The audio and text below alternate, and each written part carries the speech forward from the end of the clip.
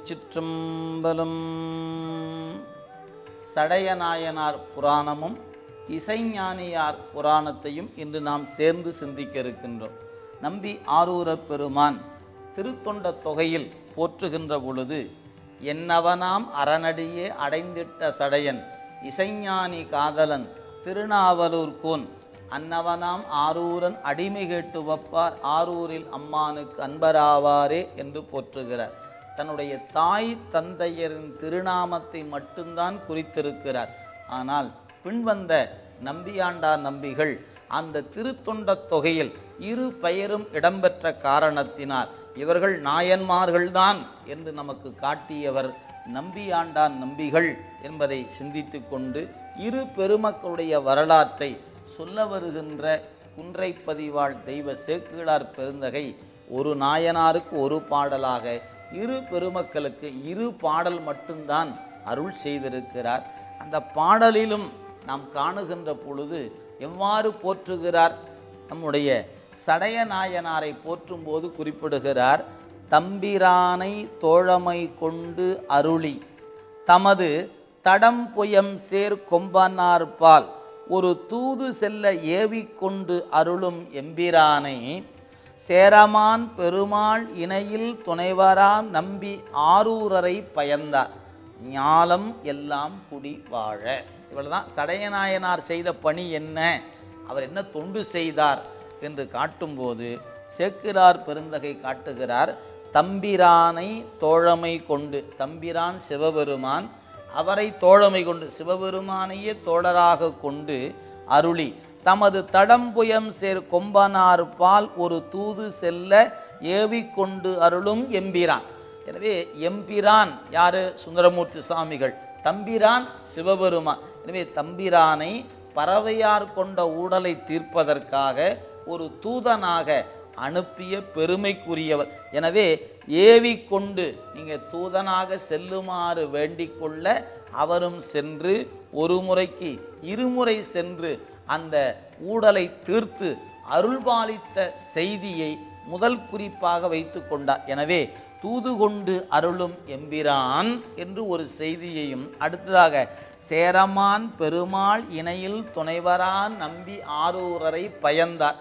சேரமான் பெருமாள் நாயனார் என போற்றப்பெறுகின்ற களரிற்று அறிவாருக்கு தோழர்.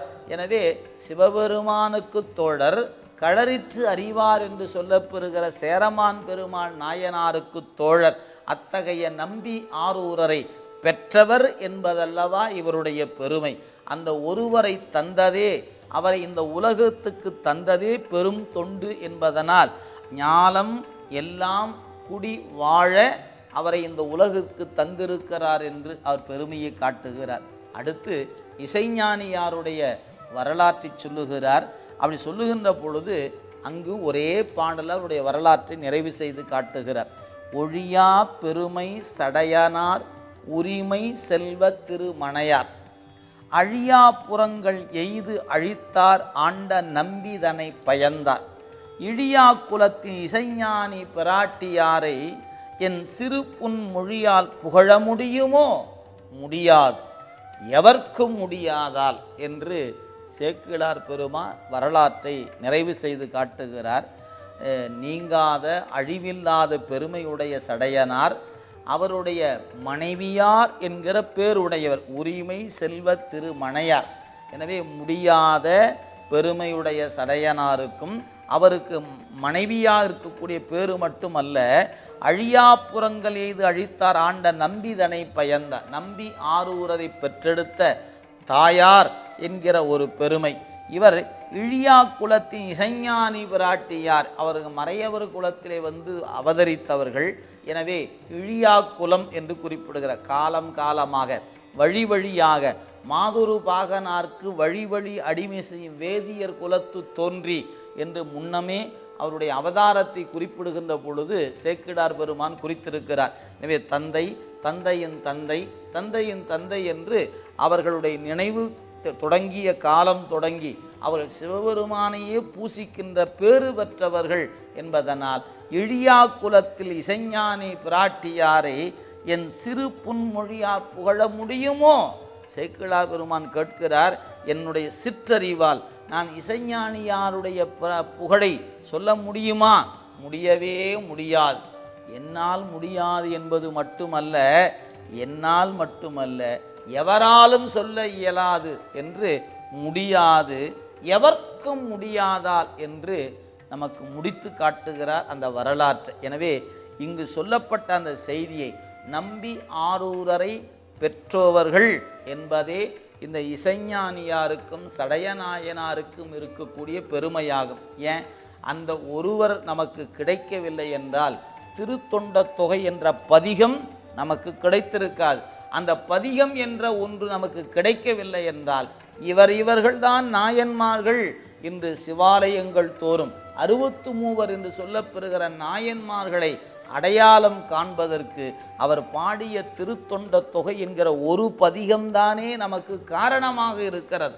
அந்த பதிகம் இல்லை என்றால் இன்னைக்கு நாயன்மார்கள் என்கின்ற அந்த திருமேனிகள் நம் வணக்கத்துக்கும் வழிபாட்டுக்குரிய திருமேனிகளாக இன்று கிடைக்க பெற்றிருக்காது என்பதை இந்த இனிய நேரத்தில் நினைவுபடுத்தி, பல சிவாலயங்களில் இன்று நாம் காணுகிறோம் 63 வழிபாடுகள் தொடர்ந்து நடைபெறுவதை நீங்கள் அந்தந்த கோயில் விழாக்கள் கூடிய காலங்களில் பார்க்கலாம்.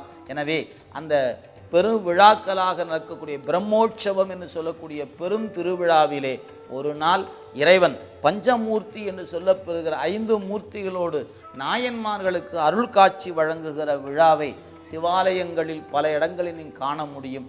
அத்தகைய நாயன்மார்களை உலகத்துக்கு காட்டியவர் நம்முடைய நம்பி ஆரூரர்.